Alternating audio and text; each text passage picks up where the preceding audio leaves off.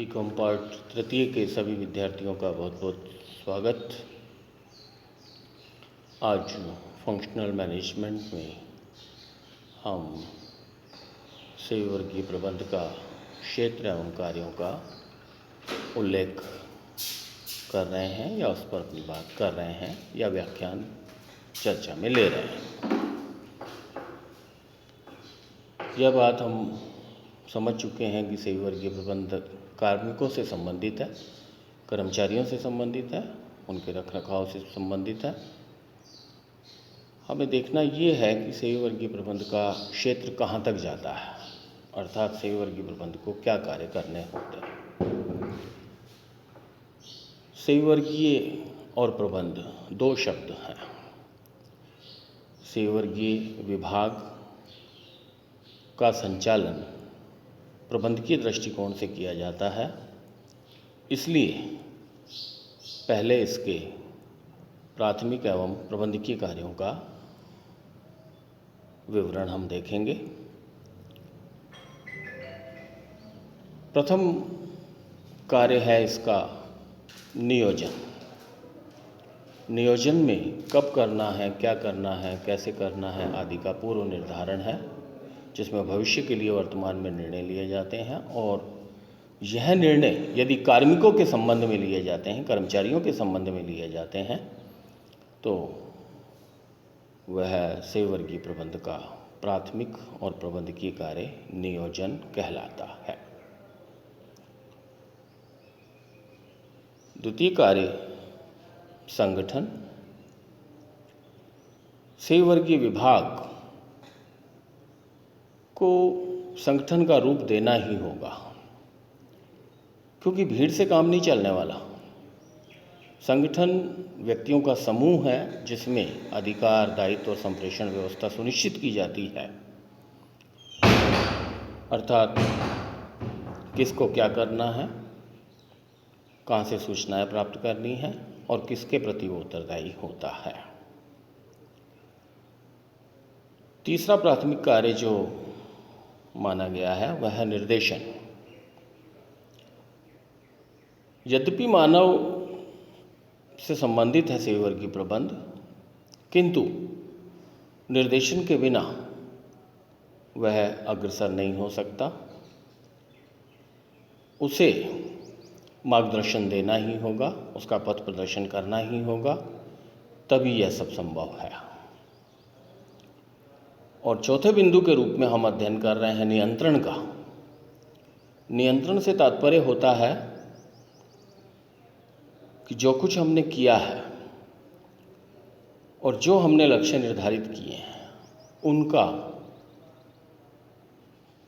परीक्षण करना, जांच करना और कहाँ कमियां रही हैं उसमें सुधार करना। सही वर्गीय प्रबंध में भी जो भी नीतियाँ, नियम, क्रियाकलाप के लक्ष्य निर्धारित किए जाते हैं उसके अनुरूप मानव ने उस प्रकार किया है या कहीं कमी रही है, ताकि भविष्य में उसको सुधारा जा सके, इसके लिए नियंत्रण आदि का कार्य किया जाता है। सही वर्गीय प्रबंध के कार्यक्षेत्र में परिचालन या विभागीय कार्यों को द्वितीय कार्यों के रूप में शामिल किया जाता है, अर्थात चूँकि सही वर्गीय विभाग अपने आप में एक विस्तृत और व्यापक विभाग है और इस कारण से इस विभाग के अपने कार्य हैं और जो कार्य इस विभाग द्वारा संपादित किए जाते हैं या किए जा सकते हैं वे सब इसके क्षेत्र में शामिल होते हैं। पहला बिंदु जैसा कि आपकी स्क्रीन पे दिखाई दे रहा है, मानव संसाधन नियोजन, अर्थात कब करना है, क्या करना है, कैसे करना है, किसके द्वारा करना है आदि का पूर्व निर्धारण मानव के लिए निर्धारित करना, निर्णय लेना, वह मानव संसाधन नियोजन कहलाएगा।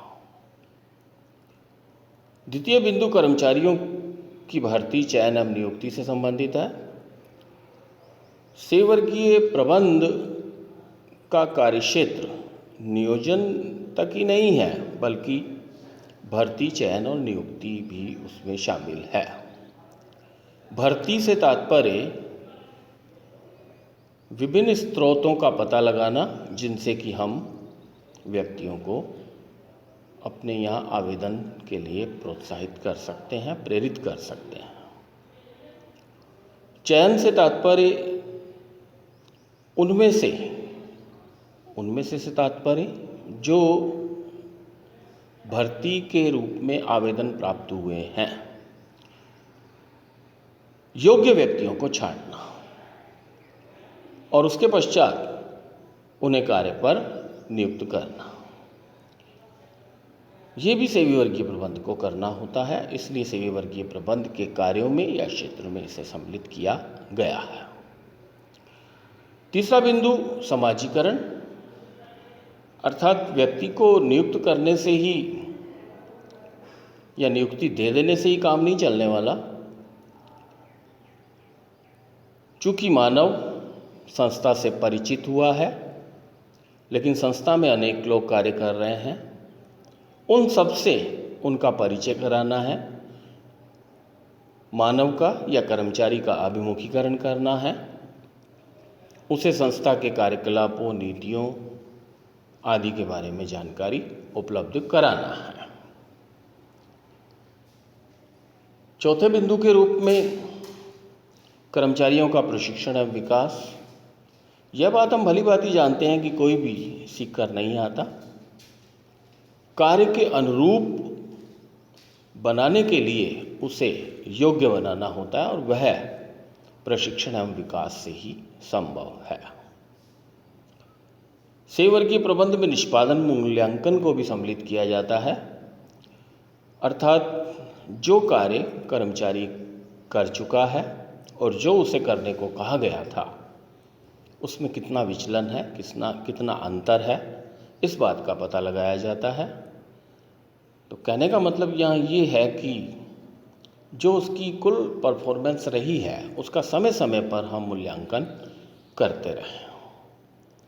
पदोन्नति, पदावनति, स्थानांतरण और पृथक्करण, यह भी सेवी वर्गीय प्रबंध के क्षेत्र में या कार्यों में सम्मिलित है। अर्थात कर्मचारी की अपेक्षा होती है, अभिलाषा होती है कि वह अपने अच्छे कार्यों के लिए पदोन्नति प्राप्त करे, जो उसे दी जानी चाहिए। यही नहीं, सभी कर्मचारी समान नहीं होते। यदि कोई कर्मचारी अच्छे ढंग से कार्य नहीं कर रहा, तो उसकी पदोन्नति भी की जा सकती है और एक मौका दिया जा सकता है। इसी तरह स्थानांतरण और पृथक्करण भी किया जाता है। पारिश्रमिक या क्षतिपूर्ति, कोई भी कर्मचारी संस्था में इसलिए आता है कि वह वेतन और वेतन से जुड़े लाभ प्राप्त करेगा। सेवर्गीय प्रबंध को व्यक्तियों की योग्यता अनुसार, कार्य अनुसार, निष्पादन अनुसार पारिश्रमिक का भुगतान करना होगा और समय पर भुगतान करना होगा। यह भी उसके कार्यक्षेत्र में शामिल है। सेवर्गीय प्रबंध में अनुरक्षण को भी शामिल किया गया है, अर्थात मेंटेनेंस में उसकी देखभाल, उसकी कल्याणार्थ सुविधाएं आदि बातों का ध्यान रखा जाता है। आठवें बिंदु के रूप में अनुशासन को शामिल किया है, अर्थात सेवर्गीय प्रबंध अपने अधीन कर्मचारियों, और अधीन ही नहीं, मैं तो ये कहूँगा कि संपूर्ण संस्था में कार्यरत व्यक्तियों में अनुशासन व्याप्त करने का भी कार्य करता है। 10वां बिंदु आपके सामने है श्रम संबंध। श्रम संबंधों से तात्पर्य सेवायोजक और कर्मचारियों के बीच अच्छे और सुदृढ़ संबंधों का निर्माण करना। यह भी सेवावर्गीय प्रबंध का एक कर्तव्य है, दायित्व है, कार्य है, उसके क्षेत्र में शामिल है। 11वां बिंदु सेवावर्गीय अनुसंधान। चूंकि परिवर्तन होते रहते हैं,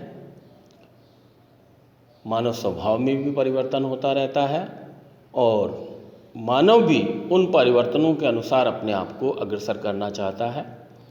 सही वर्गीय प्रबंध अनुसंधान करता रहता है जिससे कि सही वर्गीय प्रबंधक को सफलता प्राप्त होती रहे और इसके लिए इस कार्य को करना होता है।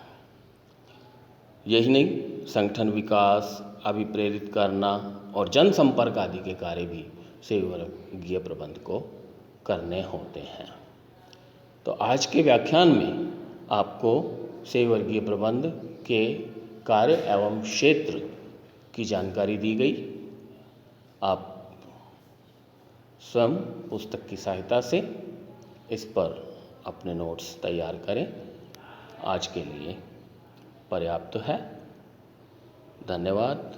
नमस्कार।